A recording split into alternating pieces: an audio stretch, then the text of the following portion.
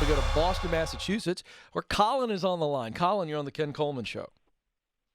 Hi, Ken. It's an honor to talk to you. Well, the honor's all mine, Colin. How can I help? That's wonderful. So I am in my discovery phase right now. Currently, I am a realtor. I have an engineering background in education. And I'm kind of just trying to figure out, I've lost a little bit of passion towards the real estate right now. And I'm trying to find my sweet spot. Okay. Well, this is fun because we just told our audience what the sweet spot was. So let's just practice it right here for all these folks that are listening in. Tell me what you know to be your top 2 or 3 talents, strengths, or skills. Great. So I would say talent. Very good at problem solving. I'm analytical, and also very empathetic. Ooh, I like that. So this is very good. Now, folks, you've got 2 very clear talents, analytical, and then we could say that you've turned that analysis, that ability to be analytical, into a skill of problem solving. But then I would say a strength is empathy. It's so huge for you to be able to understand people. So let's go over to passion. Let's just talk about roles, functions, tasks, Colin, that give you great joy and juice when you're engaged.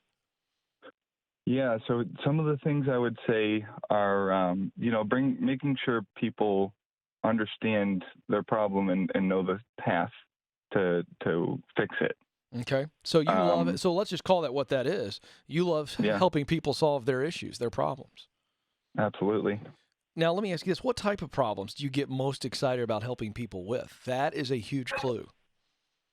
Yeah. A lot of the problems I like helping with are, efficiency in their life or,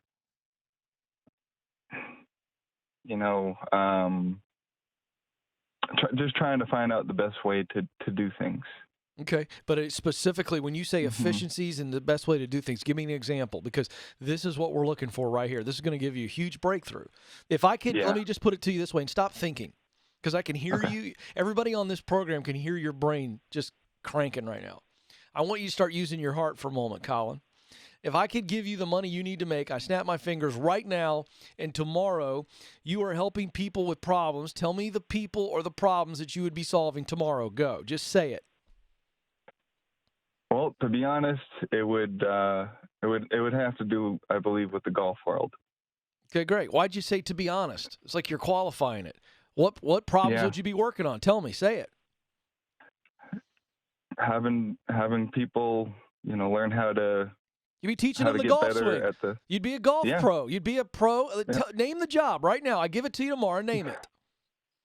To be a pro in golf. Boom. You would be a PGA Tour professional, not on the tour, a PGA professional at a local club at which you'd be in the pro shop and you'd be out teaching lessons. If you could do that, you would be in love. Yes or no? Absolutely. Okay. So look at that. Let's run the test. Does that involve your top talents?